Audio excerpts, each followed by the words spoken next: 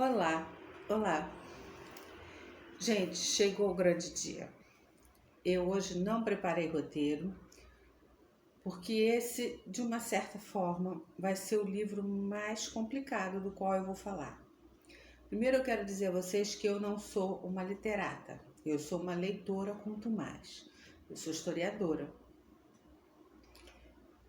Então eu não estou fazendo uma análise literária, né? Não, menos. Eu estou apresentando um livro e estou dando as emoções, as impressões que o livro me passou.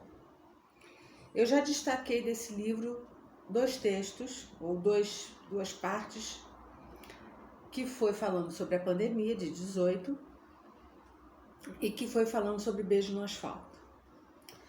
Então, mais uma vez, eu venho falar de Nelson Rodrigues, e dessa vez apresentando o livro Memórias, a Menina Sem Estrelas. Eu acho até que eu fiz um roteiro, mas eu não sei onde eu coloquei e vou ficar livre. Nelson Rodrigues escreveu essas 81 crônicas de 16 de fevereiro a 31 de maio de 67, quando ele foi convidado pelo editor do Correio da Manhã a fazer uma coluna diária chamada Memórias. E ali o Nelson, ele se pôs muito livremente assim, eu vou falar do que eu quiser, do jeito que eu quiser. Bem Nelson, né? Mas eu acho que esse livro, vocês já viram que eu gosto de cruzar a perna, né? Esse livro é essencial para a gente conhecer Nelson Rodrigues, a pessoa. As obras dele, que tem filmes, Vestido de Noiva, Sete Gatinhos, Beijo no Asfalto, Anjo Negro. Eu fiz um comentário aqui sobre Anjo Negro, se eu não me engano, eu fiz um videozinho sobre Anjo Negro. E é muito interessante porque aqui a gente conhece Nelson, suas memórias.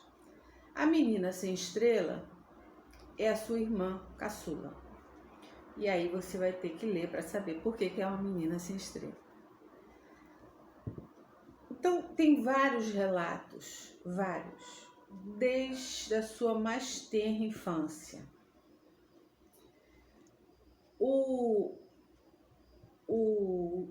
As crônicas, o livro, né? As crônicas foram escritas em 1967. Então, é importante a gente contextualizar. 1967 já ditadura, né? Brasil, Rio de Janeiro, e ele é um cara muito polêmico. Então é difícil de falar. Eu vou tomar cuidados porque as minhas impressões foram as minhas impressões. Então assim, ele conta dele desde criancinha, menino novinho, e ele fala das fixações, das obsessões dele desde essa idade. E que acompanharam ele ao longo do tempo e que se refletiram em todas as obras dele. Ele conta fatos muito específicos. Ele conta sobre a pandemia de 18, as suas impressões como criança, a sua obsessão. Eu até entenderia essa obsessão pela morte e pelo velório se fosse uma coisa pós-pandemia, porque ele era criança, tinha 7 anos mais ou menos, eu não me lembro. Ele nasceu em 12, então em 18 ele tinha 6 anos. Ele conta, se essa obsessão pela morte, por velório, viesse daí, eu até entenderia, mas ele enfatiza que vem antes. Como é que eu vou falar? A impressão que eu tenho... Bom, antes de eu falar da minha impressão, ele fala do início da sua vida como jornalista. Seu pai era jornalista, ele começa a trabalhar aos 13 anos. Ele conta da sua primeira experiência sexual. Tudo muito, muito tumultuado, principalmente por causa dessas obsessões e dessas ideias que ele tinha na cabeça, que não era uma coisa muito comum, né? Por exemplo, ele, quando criança, ele não falava palavrões em hipótese alguma. E quando eu digo em hipótese alguma, é hipótese alguma. Por exemplo, os irmãos mais velhos falavam, ele não falava. Ele se sentia agredido. Os coleguinhas na rua falavam, ele se sentia agredido. Então, ele não ia brincar com os coleguinhas. Então, ele passou muito tempo da sua infância na Rua Alegre, ali pela área do Rio Comprido, mais ou menos, Água da Segunda-feira, por ali, aquele pedaço ali não sei onde é que exatamente fica, mas ele passou muito tempo da sua infância pensando, fugindo dos palavrões e pensando, né, conjecturando a sua morte e o seu amor, o que seria o amor. Você imagina uma criança pequena, 5, 6, 7 anos, sentado debaixo do tanque. Então eu fico imaginando naquela casa que tem um terreno atrás de terra, com aquele tanque assim, e ele sentado ali, e eu me pergunto, cadê o pai e a mãe dessa criança? Então, para vocês verem como é que eu fiquei com uma impressão meio estranha do Nelson. Estranha no sentido de que não é habitual, né? Eu estou tentando tomar cuidado com as palavras. E aí ele tinha lido Crime e Castigo, que tem uma relação entre o cara, que eu não me lembro agora qual é o papel dele na história, e uma prostituta. E a prostituta só era prostituta porque ela precisava alimentar um monte de gente. E ele tem uma relação, quando ele vai ter o primeiro ato sexual dele, primeiro que é uma novela imensa, só ali já dava uma novela. Ele vai com essas informações, ele vai... É um livro gostoso de ler, porque ele é um jornalista muito bom. A cadência, a leitura é muito fácil.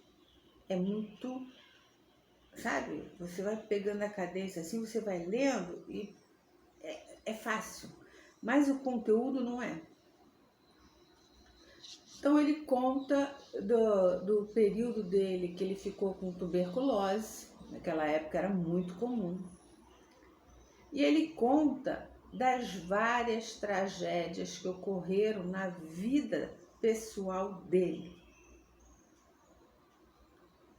O irmão também pegou tuberculose, assim, várias, eu não quero entrar em detalhes. A morte do Mário Filho, que deu o nome ao Maracanã, que era um grande jornalista esportivo, que criou até a chamada Fla-Flu, né? a expressão Fla-Flu, e várias pessoas que morreram de maneira trágica ao redor dele. A impressão que eu tenho, acho assim que eu não tenho mais nada para destacar assim, você tem que ler para conhecer Nelson Rodrigues, não para conhecer a obra. Aliás, eu acho que você vai entender muito bem as obras, vai facilitar muito na análise das obras se você ler esse livro, porque aqui você conhece o autor. E você vai perceber que tudo que está lá nas obras é ele. É ele, é o que ele viveu. Por exemplo, a gente destacou o Beijo no Asfalto, né? Foi uma experiência, foi um caso que ele viu, ele presenciou, ele transformou na história. Então, a sensação que eu tenho, além desse menino que ficava debaixo do tanque, não ter sido bem assessorado pelos pais, pelos irmãos mais velhos, por alguém que acudisse aquela criança ali em desespero, porque para mim isso é um desespero. Eu, pelo menos, fiquei desesperada. Fiquei desesperada. Meu Deus, o cara tá sozinho ali no tanque pensando em morte, em defunto. Ele tinha uma obsessão, um treco doido. E a impressão que eu tenho é que ele era um cara meio azarado, talvez seja a palavra, não sei. A impressão que eu tenho é que ele estava sempre no lugar errado, na hora errada. E ele canalizou isso tudo, essas histórias todas que ele viu, que ele vivenciou na carne, ou como... Ele estava sempre no lugar errado, ele estava sempre presenciando alguma coisa que não era para presenciar. E aí ele transformou isso nas histórias e contando a vida como ela é. Mas a vida como ela é, a vida como a dele foi. Porque aquelas coisas acontecem, quero crer, que sejam assim. Claro que são mais rotineiras do que eu gostaria, mas condensou tudo na vida dele. E uma outra coisa que me chama a atenção no Nelson é o seguinte. Um outro detalhe, antes de eu falar desse... Essa criança que vivia debaixo do tanque, essa criança que viu um monte de coisa, e ele viu um monte de coisa a vida inteira, ele vai trabalhar como jornalista, começa a trabalhar como jornalista aos 13 anos, ainda de calça curta. Tem um marco para ele deixar de usar a calça curta e usar a calça comprida, mas eu não vou falar. Mas ele vai trabalhar ainda de calça curta, ou seja, como criança. E aí me põe essa criança que já dava sinais de problemas, me desculpem aqui os amantes de Nelson Rodrigues, para trabalhar na parte de jornalismo policial. Então ele ia ver atropelamentos, ele ia ver suicídios, ele ia ver mortes, alguém que matou alguém, e o cara tinha nas coisas que ele pensava desde lá do tanque, ele tem uma coisa que tinha muito naquela época, o pacto de morte. Aquilo fascinava ele. Então ele descreve um pacto de morte que ele foi noticiar. Que, pelo amor de Deus, quem é que me deixa uma criança de 13 anos de um negócio daquele? Não dá, para mim não dá. Então, ele passa essas mensagens nos trabalhos dele, por isso que os trabalhos dele são densos, são pesados, e eu acho que quando, como eu falei do Anjo Negro, e aí eu posso aqui ampliar porque eu já falei, ele quis tocar na questão racial, mas ele agregou tanta coisa pesada que só de ouvir a resenha eu fiquei, sabe, que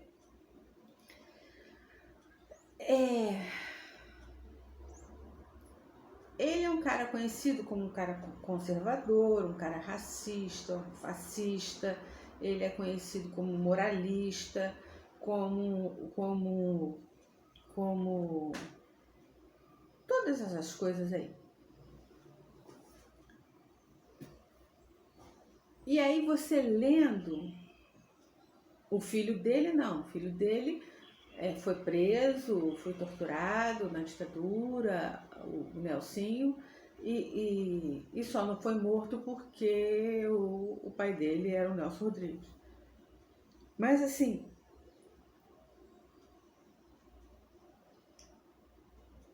a gente percebe como é que aquelas coisas da infância no tanque e todas essas coisas que ele vem relatando, que ele presenciou a vida inteira, como isso não saiu dele, como não foi resolvido. É isso que eu quero falar.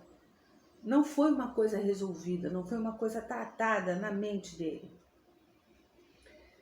Então, por exemplo, eu acho que o lado fascista dele se desenvolveu basicamente por uma gratidão pessoal, totalmente pessoal, que vocês vão ler no livro, ao Roberto Marinho. Porque o Irineu Marinho fundou o jornal, morreu, assumiu, se eu não me engano, Euclides de Matos, e logo depois o Euclides morre, e aí todo mundo disse, bom, o jornal já não estava bom das pernas, agora que vai falir de vez, porque quem sumiu foi o Roberto, que não tinha absolutamente nada a ver com coisa nenhuma. Mas o jornal vinga. E ele tem uma relação com o Roberto, o Roberto é muito delicado, ele vai explicando, né, como é que ele se sentia num tempo, no outro tempo, né? E depois ele desenvolve uma gratidão imensa por algo que o Roberto fez para ele a nível pessoal. Então, é claro, ele tinha uma gratidão, mas daí a tomar a identidade, tomar o caráter fascista, lógico, ele só fez isso porque já tinha raízes nele, mas me parece que está muito preso a isso. Me parece, eu não conheço mais a fundo. Alguém me falou, vai ver algumas entrevistas. Eu falei, não, para mim já deu de Nelson Rodrigues. Já sei o suficiente. Chega. Então ele é um cara polêmico, porque ele é tudo isso aí que eu falei, racista, homofóbico, misógino, fascista, racista, Então, ele reconhecia, por exemplo, ele trabalhou com pessoas que eram comunistas de fato. Naquela época, comunista de fato era comunista de fato. Então, por exemplo, ele trabalhou com Ferreira Goulart. E ele tinha, sim, um verdadeiro respeito pelo Ferreira Goulart. Então, a maneira dele demonstrar esse respeito, essa admiração, era dizer assim, olha, cara, você é tão... Eu te admiro tanto, você é tão legal, que um dia eu vou ver você um cara de direita. Quer dizer, só faltava isso. E aí, algumas pessoas podem dizer, mas no final, o Ferreira Goulart tropeçou ali na bola. Eu acho que esse final do Ferreira Goulart não pode ser levado em conta, porque ninguém sabe como estava a sanidade dele, mental. Já estava muito idoso. Que até os estertores o cara manteve a lucidez completa. Ali no final, eu não sei, posso depois procurar saber como é que o Ferreira Goulart faleceu, o que houve, o que não houve. Então, eu nem levo em conta isso, porque a vida do Ferreira Goulart é emblemática demais para a gente falar dele por uma bobagem que ele tenha dito ali já fora de si.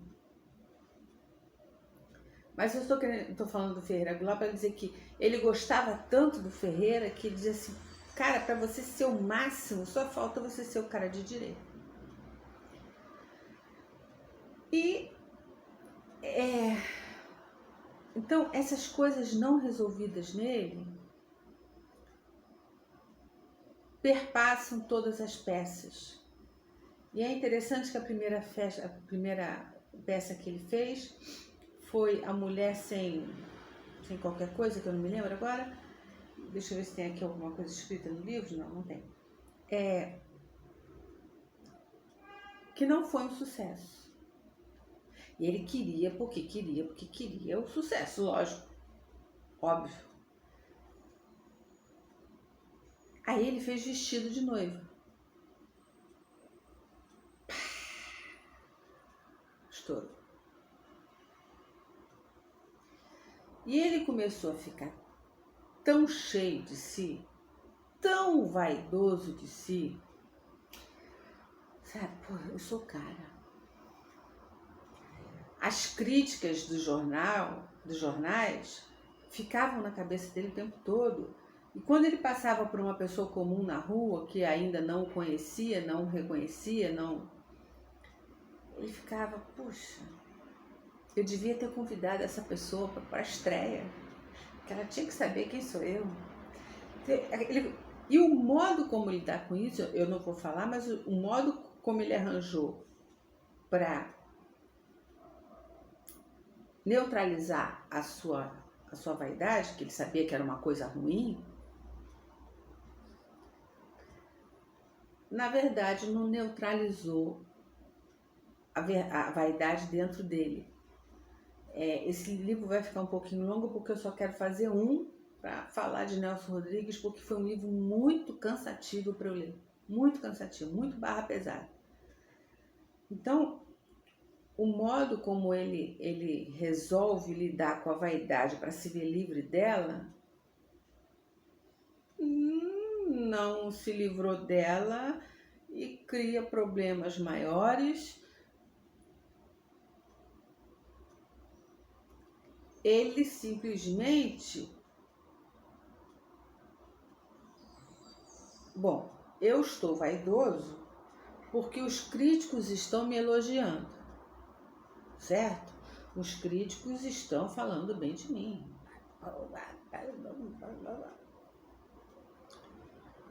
Então, o que eu tenho que fazer para não ficar mais vaidoso? Eu tenho que me isolar dessa crítica. Até aí, legal. Tenho que me isolar dessa crítica. Mas o negócio estava na cabeça dele.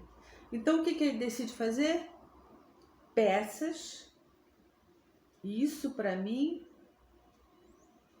é o final do Garotinho no Tanque.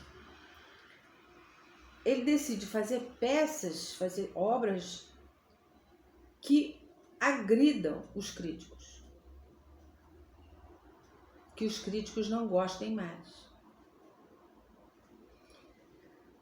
Daí, talvez, o exagero de informações em cada peça. Como eu falei, vou voltar ao Anjo Negro, porque eu já comentei que ele queria tratar a questão racial, combatendo Gilberto Freire, que falava da democracia racial, da convivência pacífica.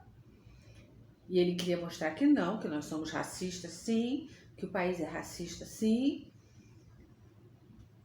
Ele podia ter abordado isso de uma maneira muito forte, mas ele extrapolou. Ele pegou um monte de coisas pesadas que roubaram a atenção do assunto, que era o racismo. Porque aí eu, lendo ouvindo a resenha, eu falei, o que menos importa ali era a questão o homem negro e a mulher branca. Porque a história é terrível. Terrível. Mas o Anjo Negro é um dos últimos a ele citar aqui, né? Se não me engano foi o 6º ou 7º. Então ele vinha ele vinha galgando com o interesse claro de agredir os críticos, porque se os críticos não o elogiassem, ele não se sentiria vaidoso. Então, por que não parou de fazer as peças? Parava em Vestido de Noiva, mas ele continuou. Sabe por que ele continuou? Porque, embora ele agredisse os críticos porque queria se ver livre da vaidade, mas ele continuava atrás da crítica favorável. Então, só teve um cara que se manteve favorável às obras dele, que foi Manuel Bandeira. Então, era o único. E aí ele chega a uma conclusão que uma hora o Manuel saturou,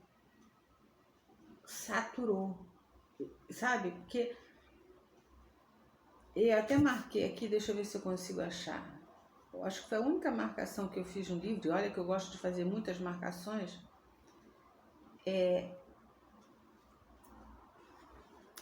Bota um parágrafozinho, ele vai dizer: depois disso, o poeta nunca mais conseguiu me elogiar. Quando a revista Manchete pediu-lhe uma opinião sobre o meu teatro, pingou escassamente essa opinião. Interessante. Hoje entendo perfeitamente. Uma admiração não volta. Nós a perdemos para sempre. Por outro lado, foi rigorosamente justa a sua exaustão. Um admirador precisa ter férias, fim de semana, dias santos, feriados. Mas o poeta vivia sob um sítio implacável. Falava 1000 vezes sobre mim em enquetes inumeráveis, porque era o único que falava bem, então todo mundo ia em cima dele. E um belo dia, o que era admiração virou ressentimento. Basta de Nelson Rodrigues, há de ter decidido o poeta. Isso é bem simbólico, e isso serve até para a gente pensar na nossa vida, quando é que a gente está muito em cima, né? Então, para mim, fechando, não sei mais o que falar do Nelson. Eu não sou psicóloga, não sou literata, eu sou historiadora e sou uma leitora, quanto mais desde de sempre. Nunca debaixo do tanque, mas desde sempre. Mas se você quer conhecer o Nelson falando do Nelson, a melhor maneira de você conhecer uma pessoa é ela falando dela. Porque aquilo que ele fala pode até ser uma mentira, uma distorção, ou o modo como ele viu, que não é bem o que aconteceu. Mas é a melhor forma. É melhor do que me ouvir falar. Né? Eu estou dando aqui o meu parecer. Eu não estou contando o conteúdo do livro.